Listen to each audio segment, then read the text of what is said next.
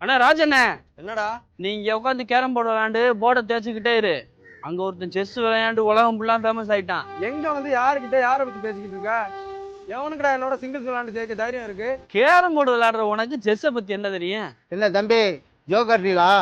யார்கிட்ட பேசிக்கின்னு தெரியுமில மாப்பிள? அவன் ஆள் தெரியாம பேசிட்டான்.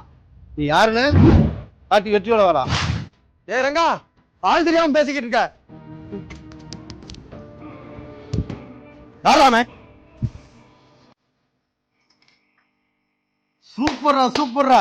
இந்த செஸ் விளையாட்டுல உன்னை தோக்கடிக்க இந்த உலகத்துல யாருமே இல்லடா.